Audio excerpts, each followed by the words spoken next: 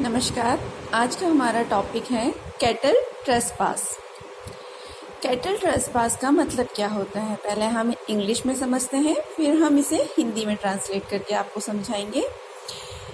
Cattle trespass refer to the owner of the cattle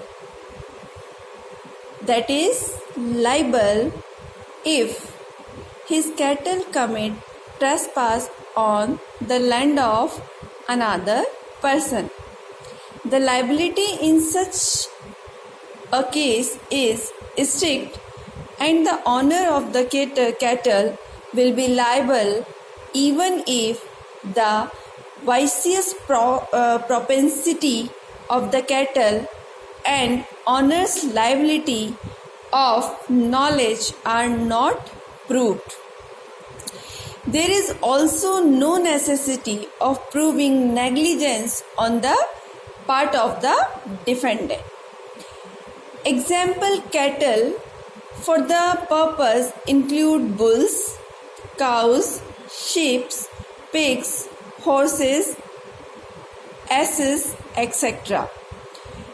Here it is essential to note that dogs and cats are not included in this term, and therefore there can't be cattle trespass by dogs and cats.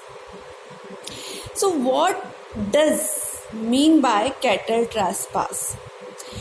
Cattle trespass means if a cattle in the category of bulls, cows, sheep, pigs, horses, asses, etc. is under the control of the person who is having the possession over them and escape under the possession and commits any kind of damage or harm to another person. In that case, the liability will be lies to the person who is having the possession over such cattle.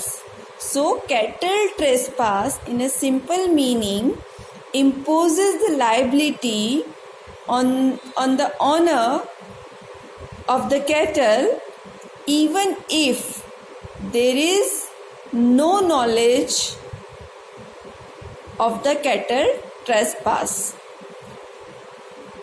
Again, in this case, there is also no necessity of proving negligence on the part of the defendant.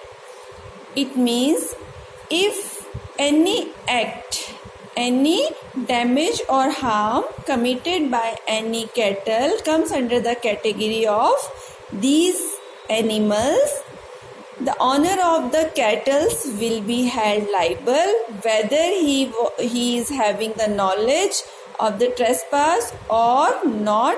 On the second ground, it is also not essential that there was a negligence on the part of the cattle. It means it imposes the strict liability on the owner of the cattle. But the exceptions are dogs and cats, because these two animals are not included in the category of the cattle. Therefore, the owner will be not liable for the trespass of these two animals.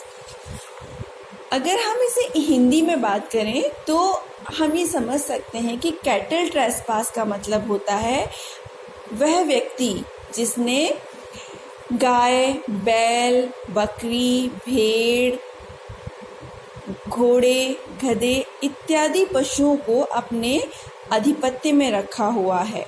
अगर इनमें से कोई भी पशु या जानवर निकल करके बाहर चला जाता है, उसकी संरक्षण में से निकल के बाहर चला जाता है और किसी दूसरे व्यक्ति को हानि या क्षति पहुंचाता है, तो इन पशुओं का जो मालिक होगा वो उसके कृत्य के लिए दायित्वाधीन होगा। यहाँ पर दो चीज़ें महत्वपूर्ण हैं। पहला, यह दायित्व तब भी होगा जबकि ऑनर, जो उन पशुओं का स्वामी है, मालिक है, उसे उन पशुओं के आपराधिक कृत्य की जानकारी हो या ना हो। दूसरा, मालिक तब भी जिम्मेदार होगा जबकि उसके पशुओं के द्वारा किया गया कार्य उपेक्षापूर्ण ना हो। इसका मतलब ये है कि कैटल ट्रेसपास के मामलों में ऑनर, जो उनका मालिक होता है, उसकी जिम्मेदारी स्ट्रिक्ट होती है, कठोर दायित्व होता है और वो लाइबल होगा, चाहे उसे पशुओं द्वारा किए गए अत्याचार की जानकारी हो या ना हो, चाहे वो खुद स्वयं पशुओं के अत्याचार के कारण होने वाली हानि या क्षति के लिए उपेक्षापूर्ण हो या ना हो, तब भी उसकी जिम्मेदारी यहाँ बनती है। इसी संबंध में कुछ famous cases Buckle versus Holmes, Ellis versus Loftus Iron, Theyer versus Purnell, Cox versus Burbidge. इसके अलावा अगर हम यहाँ पर एग्जाम्पल्स की बात करें तो एक सिंपल सा एग्जाम्पल हमने पहले भी इस केस में डिस्कस किया था, बुकल वर्सेस होम्स के केस में, कि प्रतिवादी की जो बिल्ली है वो निकल करके वादी के खेत में पहुंच जाती है और वहाँ पर कुछ कबूतरों को वो मार देती है।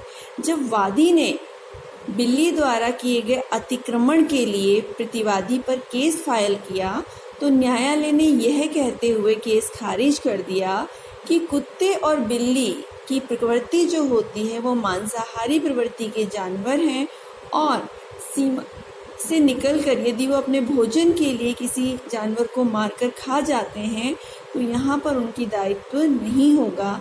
जैसा कि इसके अलावा दूसरी बात यह है कि डॉग्स एंड कैट्स दोनों को ही कैटल ट्रेसपास की कैटेगरी से बाहर रखा गया है। इसीलिए इस केस में वादी को प्रतिवादी से क्षतिपूर्ति नहीं दिलाई गई और प्रतिवादी को बिल्ली द्वारा किए गए नुकसान के लिए दायित्वाधीन नहीं माना गया।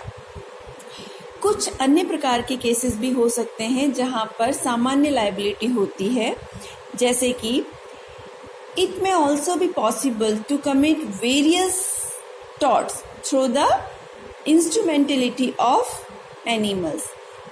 यहाँ पर अगर हम बात करें तो कैटल ट्रेसपास के अलावा भी और साइंटेड रूल के अलावा भी कुछ और श्रेणियों में भी पशुओं के द्वारा टॉर्ट कमिट किया जा सकता है जिनकी जिम्मेदारी उनके मालिक पर होगी। फॉर एन एग्जाम्पल, यदि कोई व्यक्ति किसी कुत्ते को, किसी डॉग को उसने पाला हुआ है और उसके भौंकने के कारण, लगातार भौंकने का उसका नेचर है और उसके लगातार भौंकने के कारण प्रतिवादी का जो पड़ोसी है उसकी इंजॉयमेंट ऑफ पीसफुल लाइफ में का वायलेशन होता है, इसे हम यहाँ पर बोलेंगे उसे न्यूसेंस क्रिएट होता है। तो क्या वो प्रतिवादी जो है जिसे न्यूसेंस क्रिएट हो रहा है, जो कुत्ते के भौंकने के कारण सो नहीं पाता है या उसे उसकी वजह से परेशानी होती है, तो ऐसी कंडीशन में क्या वो प्रतिवादी के खिलाफ कंपनसेशन के लिए केस फाइल कर सकता है या नहीं? तो यहाँ आंसर होगा यस, वो ऐसा कर सकता है क्योंकि ये सामान्य श्रेणी की लायबिलिटी में कवर होगा और न्यूसेंस की कैटेगरी में भी कवर होगा क्योंकि इससे उसकी शांति में हनन होता है। इस पर फेमस कुछ इम्पोर्टेंट केसेस हैं, Stern versus Prentice Bros, Searle versus Wallbank, Gomberg versus Smith. साथ ही आपको एक असाइनमेंट के लिए एक क्वेश्चन भी मैंने यहाँ पर दिया है, explain the cattle trespass and ordinary liability under law of tort with the help of case laws. तो आपको कैटल ट्रेसपास, पशु द्वारा अत्याचार और सामान्य अत्याचार को समझाते हुए केस लॉज की हेल्प से आपको यहाँ पर एक्सप्लेन करना है। Thank you so much for today's class.